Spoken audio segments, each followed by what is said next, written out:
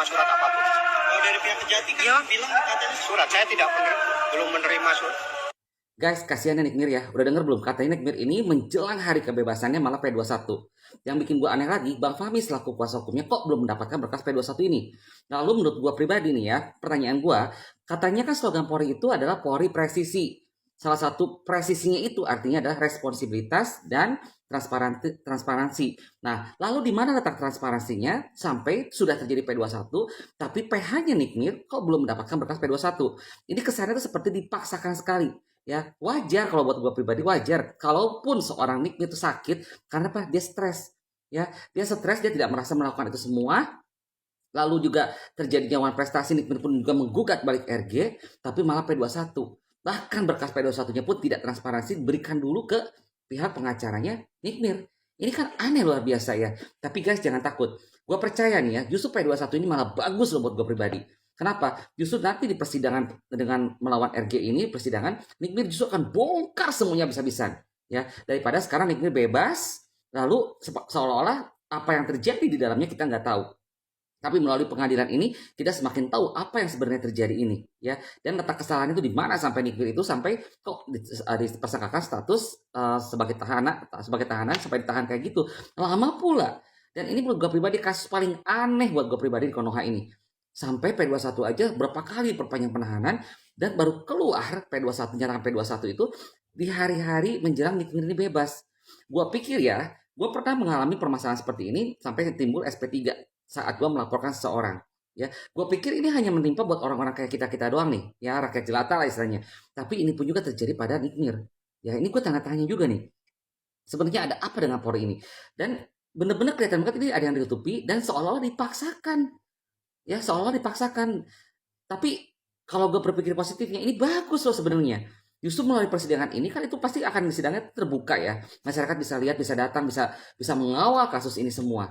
Jadi kita bisa lihat kejelekan-kejelekan apa yang ada di dalamnya yang terjadi sebenarnya ini sampai terjadinya permasalahan ini semua. Dan sampai sejauh mana skincare itu berbahaya sekali dan sampai sejauh mana perannya RG yang katanya memeras atau apapun juga dan sejauh mana kenapa Nikita Mirzani bisa menuntut uang prestasi dan apa yang dituntut terhadap RG oleh Nikita Mirzani itu wajar gue bilang ya.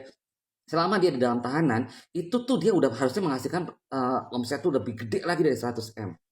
Ya, dan yang bikin gue aneh satunya lagi, kalau sampai ini diperpanjang terus menerus ya masa penahanannya sampai timbul akhirnya P21 di masa detik-detik terakhir, hari-hari terakhir Nick Mir bebas, ini berarti Polri itu nggak sah loh nahan Nick Mir dari awal karena bukti yang dia pegang, bukti permulaan dia yang pegang yang mungkin ada 2 minimal alat bukti itu belum memenuhi syarat. Tapi kok kenapa Nick Mir ini ditahan? Ya, dan Nick Mir saat itu juga mungkin sudah mengetahui hal itu tapi membiarkan dirinya ditahan itu mengikuti permainan yang ada. Itu keren loh gue bilang Nick Mir tuh. Tapi sampai akhirnya oh ini dipaksakan atau apa. Ini tanda tanya ya buat gue pribadi ini ada apa. Tapi sebenarnya bagus kalau buat gue pribadi juga justru di persidangan itu Nick Mir bisa langsung buka-buka belak-belakan nanti di persidangan. Ya, kita lihat dalam persidangan Isa Sega aja Nick Mir dengan tenangnya dengan apanya. Wajar kalau sekarang Nick Mir sakit karena manusia pun juga kita pun yang di luar bisa sakit juga apalagi yang di dalam bener gak? Ya Pak, apalagi sekarang mendengar kabar dia di P21 ya stres pasti ada lah ya.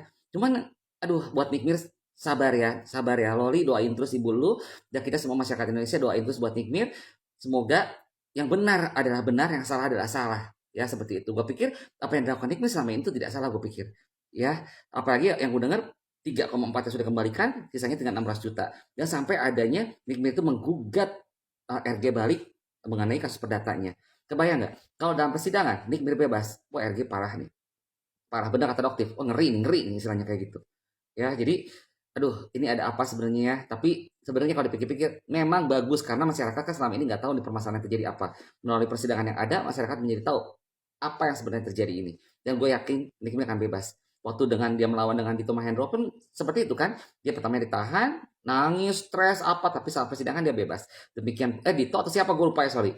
Demikian pula sekarang nih, kita masih berharap kesananya Tuhan pasti akan berlaku adil dan pasti akan ada yang terbaik. Seandainya buat gue pribadi nih, Nick Mir pun terpaksa harus ditahan sampai 20 tahun. Tapi setidaknya Nick Mir sudah berbuat kebaikan, yaitu menyuarakan kebenaran, membongkar skincare yang itu tidak baik buat masyarakat semua.